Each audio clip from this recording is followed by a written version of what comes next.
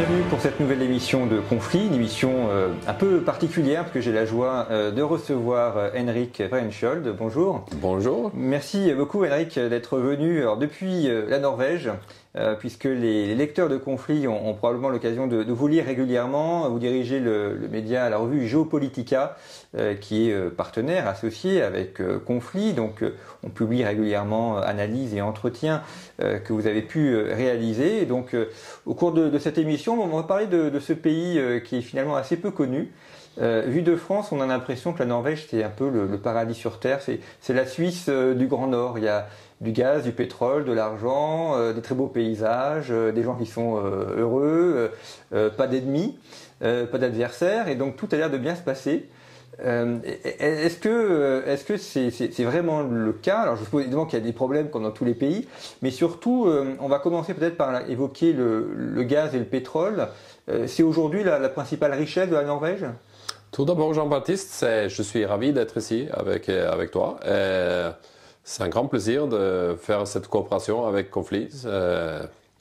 Par rapport à ta question, c'est vrai, la Norvège, la principale source de richesse en Norvège, c'est le gaz et le pétrole. Nous sommes en fait le principal exportateur de pétrole en Europe.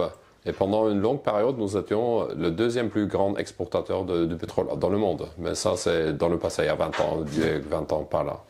Donc ça, c'est des gisements qui sont en mer du Nord, gisements offshore. Il n'y a pas de gisements sur Terre? Non, tout est offshore dans le mer du Nord, mais aussi on commence à faire des explorations dans le mer de Barents. Et ça devient de plus en plus important parce qu'ils sont en train de s'épuiser les ressources dans la mer du Nord. Alors, mer de Barents, là, il y a des frontières maritimes avec la Russie. Donc, c'est-à-dire que potentiellement, il pourrait y avoir rivalité aussi avec le voisin russe. Absolument. Il y a une longue frontière maritime avec la Russie. Mais il y a, je pense qu'il y a 10 ans, une chose comme ça, on a eu un accord avec la Russie pour définir notre frontière maritime. Alors c'est un sujet qui est fini. On s'est déjà mis en accord. Pour l'instant. Pour l'instant, voilà, exactement. Pour l'instant, il n'y a pas de problème. En économie, on a ce qu'on appelle le Dutch disease, c'est la maladie hollandaise. C'est-à-dire qu'on constate que souvent, quand un pays a des ressources naturelles abondantes, notamment du gaz et du pétrole, au lieu de permettre un développement du pays, ça engendre de la pauvreté et de la corruption. Les cas sont nombreux. La Norvège, c'est un peu une exception, avec les États-Unis, mais les États-Unis ne vivent pas majoritairement du gaz et du pétrole, ils ont d'autres secteurs industriels. La Norvège, c'est le pays qui, donc, tu l'as dit, il y a donc beaucoup de gaz et de pétrole, mais qui a réussi malgré tout son développement, qui a limité la corruption, qui est un peu le secret ou la recette qui a permis de bien utiliser ces matières premières. Moi, je pense que ça, c'est quand même lié au fait que la Norvège, c'est un pays homogène. Maintenant, ça devient de plus en plus hétérogène. Mais pendant l'époque, ça a été un pays homogène, avec un État très fort. Il n'y a pas eu de concurrence entre des différents groupes ethniques pour ces ressources. Par exemple, dans le pays en Afrique, où il y a beaucoup de pétrole, beaucoup de ressources hydrocarbures, on voit que souvent il y a des conflits entre des groupes ethniques pour avoir accès à ces ressources et cette richesse. Et ça cause des problèmes d'instabilité politique. Ouais. D'ailleurs, on le voit actuellement au Kivu ou aussi au Nigeria, et c'est effectivement ça, c'est des groupes ethniques qui se font la guerre pour prendre accès à ces ressources. Ouais, ça peut être n'importe quelle ressource, mais quand il y a plusieurs groupes ethniques qui se battent pour des ressources, ça cause des problèmes. Et en Norvège, c'est un pays historiquement très homogène. Ouais. Alors l'État, il a pris contrôle de ces ressources. Et il faut aussi dire qu'ils ont bien géré. Ils ont créé le fonds d'investissement pétrolier norvégien. Ce qui est le fonds souverain le plus important du monde maintenant. Il gère plus qu'1 trilliard de dollars. De dollars, ouais. Ouais, c'est énorme. Voilà. Parce que la Norvège, c'est un pays où finalement l'État est très présent. On parle d'État-providence. L'État contrôle tout, l'éducation, la culture. Il y a vraiment une omniprésence étatique. Absolument. L'État en Norvège, elle est très fort. Elle est dans tous les domaines, comme tu as dit. L'éducation aussi, il y a beaucoup des entreprises d'État qui gèrent beaucoup de ces ressources. En termes d'énergie, la Norvège vit du gaz et du pétrole, il n'y a pas d'énergie nucléaire par exemple, c'est des choses dont vous n'avez pas besoin finalement. Non, pas du tout. On a eu cette discussion que les gens qui aimeraient faire le nucléaire, ça a été abandonné. Mais maintenant, quand même, avec le nouveau réalité en Europe, avec la crise énergétique, les gens commencent à dire que peut-être qu'il faut commencer avec le nucléaire tout de même. Alors l'autre secteur important pour la Norvège, c'est le transport maritime. Là aussi, ça a été il y a quelques décennies l'élément phare de la Norvège. Aujourd'hui, ça est un peu moins dépassé par le gaz et le pétrole, mais ça reste quand même un élément important de l'activité économique norvégienne. Je dirais que ça était, mais maintenant tout ça a été outsourcé dans le pays en dehors de la Norvège parce que le régime d'impôt en Norvège c'est pas très favorable à ce genre de commerce. C'est pas qu'en France alors. Non, voilà, c'est pareil. Alors avant, c'est quand même intéressant parce que pendant la Deuxième Guerre mondiale, la Norvège elle avait la plus grande flotte maritime commerciale du monde.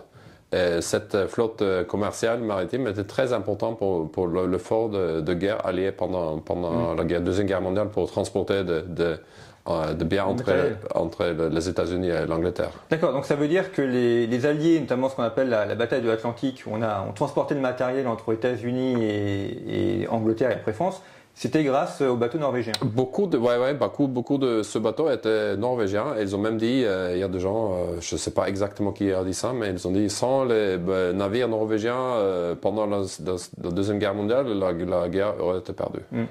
Ça c'est important parce qu'en géopolitique, on insiste beaucoup sur les échanges, sur ce qui permet les échanges, donc les ports et les bateaux. Et effectivement, c'est un élément crucial dans les guerres aussi. On insiste beaucoup souvent sur les chars, l'aviation, le matériel, enfin les munitions. Et on a parfois tendance à négliger tout ce qui est transport maritime, ce qu'on appelle le train dans l'armée française, tout ce qui est la logistique. Et là, l'exemple norvégien le montre, sans ce matériel, il n'y a pas moyen d'aider les Alliés. Ça c'est sûr, je pense que c'est quand même le moyen de transport le plus important, sans doute, le transport maritime. Comment est-ce que la Norvège perçoit la guerre en Ukraine? Comment est-ce que c'est perçu? Est-ce que c'est un sujet dont on parle dans la population norvégienne?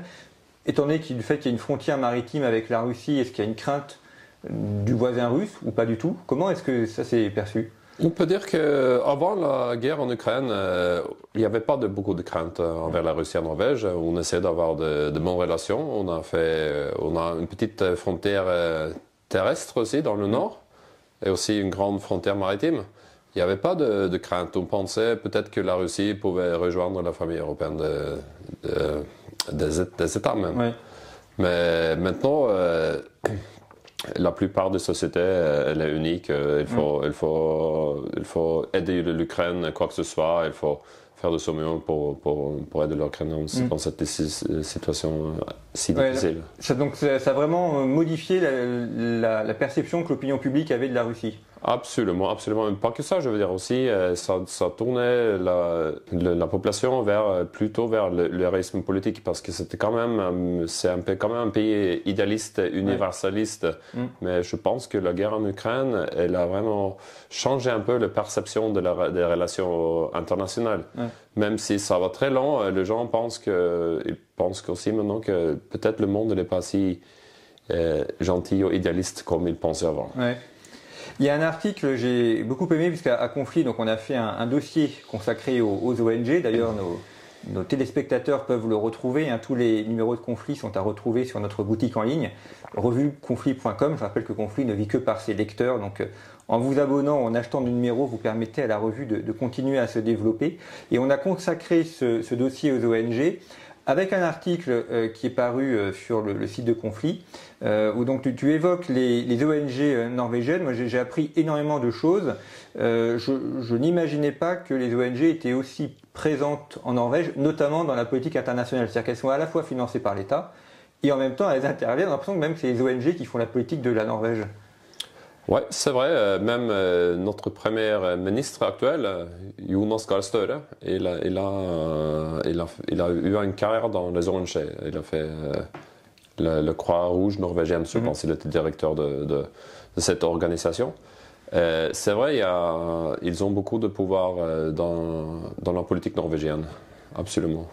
Et là, effectivement, on voit que faire carrière dans les ONG, c'est un moyen aussi après de faire carrière au niveau de l'État. Enfin, en France, on a l'ENA, et en Norvège, vous avez les ONG. C'est un petit peu la manière de... Absolument, c'est une très bonne manière, c'est très prestigieux, c'est aussi une carrière de bonté, où on montre qu'on veut de bonnes choses pour le monde.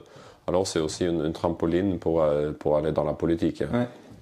Il y a un entretien que j'ai beaucoup apprécié, alors je vais très mal prononcer son nom parce que je le prononce à la française, mais Asle Toje, je sais pas. Asle Toje. Voilà, Toje. Donc, alors, je ne connaissais pas du tout cette personne qui visiblement est très connue en Norvège et un des principaux intellectuels norvégiens.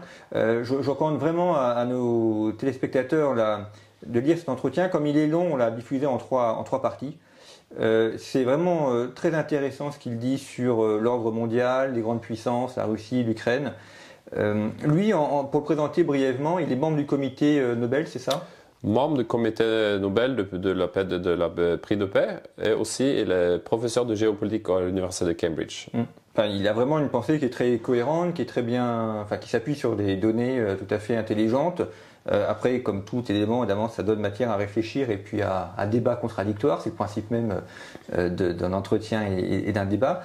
Mais c'était vraiment, enfin, je trouvais vraiment ça très intéressant de voir aussi, enfin, c'est ce que Conflit essaye de faire, donner la parole à des penseurs non français pour montrer aussi comment d'autres personnes dans le monde voient les choses.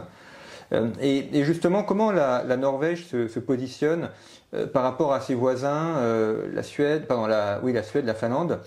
Est-ce qu'il y a l'idée de faire un grand ensemble économique? Est-ce que chaque pays agit un peu différemment, indépendamment les uns des autres?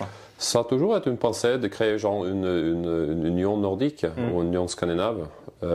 Ça n'a jamais marché parce qu'il y a quand même un peu de rivalité entre les trois pays, c'est-à-dire Danemark, la Suède et la Norvège. Ouais. Ça, c'est la Scandinavie, parce que ça s'appelle ça parce que nous partageons une langue commune. Ouais. Et dans le pays nordique, on inclut la Finlande et l'Islande. Et la Finlande, elle parle une langue complètement différente de nous, et on ne comprend rien de ce qu'ils disent. Alors que l'Islande, ils parlent comme les Vikings, ils parlaient dans l'ancienne époque, le Norse. Et pendant l'époque, il y avait beaucoup de gens qui voulaient faire une union politique, économique entre ces pays. Il y avait beaucoup de gens qui le voulaient, mais il y a l'Union européenne qui est venue et la Suède et le Danemark est entré dans l'Union européenne. Alors cette pensée a été abandonnée. La Norvège n'a jamais pensé entrer dans l'Union européenne. C'est pas un sujet pour elle. Oui, on a eu deux référendums. Ils ont en 70 et 94, je pense. Et ils ont dit non les deux fois. Pour quelle raison? Est-ce que on estime que c'est pas nécessaire finalement de rentrer? C'est pas nécessaire pour la Norvège avec la richesse qu'on a. Honnêtement, par rapport aux vues économiques, c'est pas nécessaire. C'est un peu comme la Suisse. C'est garder sa propre richesse, garder les ressources pour soi. Il y a la question également des paysages. Alors, c'est vraiment des paysages très particuliers, les fjords, beaucoup de forêts aussi. La population vit essentiellement dans le sud, ça, vers la capitale? Ouais, la plupart des gens ils vivent au sud, mais aussi pas mal de gens qui vivent au bord de la côte. Dans le nord, il n'y a pas beaucoup de gens. Et à l'intérieur du pays, il n'y a que des montagnes et des forêts, alors il n'y a pas beaucoup de gens. Il y a un tourisme qui se développe autour des paysages et de la nature? Oui, en fait, moi, pendant mon temps d'étudiant, je faisais guide touristique pour des étudiants, pour des touristes espagnols parmi d'autres, et aussi des touristes VIP. C'est quand même un paysage très très beau, c'est pittoresque, c'est sauvage, c'est une expérience touristique qui est assez spectaculaire pour les gens qui n'ont pas l'habitude de voir un paysage comme ça. Les aurores boréales, c'est à quel moment dans l'année? Ça, c'est pendant l'hiver. L'hiver. Il faut qu'elle soit obscure, il faut aller dans le nord. Il faut que les conditions soient bien et on peut voir les choses magnifiques. C'est très très beau. C'est vrai qu'il y a vraiment une très grande diversité entre l'extrême nord de la Norvège et puis la partie sud où là on est proche du Danemark. Les paysages, même le climat change, pas tout le même climat. Oui, beaucoup. Tu sais, Jean-Baptiste, si on tourne la Norvège, de Oslo, de nord à sud, le fin de la Norvège, elle va jusqu'à Rome. Alors c'est un pays très long. Ah oui, ça donne l'idée effectivement de la taille du pays. Oui. Ouais, c'est très fin, mais elle est très longue. Alors il y a beaucoup de diversité aussi dans la culture, parce que comme c'est très pendant l'époque c'était inaccessible de voyager dans le pays. Alors il y a beaucoup de dialectes différents, il y a beaucoup de cultures qui se sont développées parallèlement. Et c'est toujours la même culture, mais il y a beaucoup de subtilités, on peut dire, de différences. Dernière question, Henrik, sur le rapport entre la Norvège et les pays européens. Quels sont les principaux alliés ou les pays en Europe sur lesquels la Norvège s'appuie? Est-ce que ce sont ses voisins immédiats, Danemark, Angleterre, ou est-ce que ce sont d'autres pays, Allemagne peut-être? C'est assez simple. D'abord, je pense que c'est la Suède et le Danemark, parce que nous sommes comme la même famille scandinave, nous partageons une langue commune. Et puis, il y a aussi la Finlande aussi, l'Islande, comme on a parlé tout à l'heure, des pays nordiques. Après ça, en Europe, je pense que l'allié le plus proche, c'est quand même la Grande-Bretagne, le Royaume-Uni. Après ça, peut-être l'Allemagne et la France, ils partagent les deux. Mais en disant, le plus important allié, sans doute, c'est les États-Unis. Parce que c'est le seul fournisseur de sécurité qui peut nous protéger des Russes. Tout le monde le sait, et c'est quand même, je pense que c'est dommage qu'il faut être dépendant des États-Unis dans ce domaine, mais c'est comme ça et il faut vivre avec. Merci beaucoup Henrik d'avoir à l'occasion de ce passage à Paris, de pouvoir évoquer pour les téléspectateurs de conflit la Norvège. C'est un très bref résumé, mais ça permettra de mieux faire connaître aussi ce pays. Et puis à travers les lectures dans Conflit, vous pourrez retrouver les analyses de Geopolitica et puis des penseurs, des intellectuels norvégiens pour vous montrer aussi qu'il y a une communauté géopolitique en Europe. C'est important, chaque pays a ses sensibilités, Italie, Allemagne, France, Norvège, mais la géopolitique est une discipline qui est partagée et c'est une des fonctions de Conflit que de vous faire découvrir et rencontrer ces auteurs. Est-ce que je peux juste ajouter un petit truc? Bien sûr, tout à fait. Nous sommes tous dans la géopolitique et nous sommes des écoles différentes, mais nous sommes tous européens. Il faut coopérer, il faut développer la géopolitique européenne, il faut trouver des solutions pour le monde dans lequel on est en train d'entrer. C'est très important. Merci beaucoup Henrik. Merci Jean-Baptiste.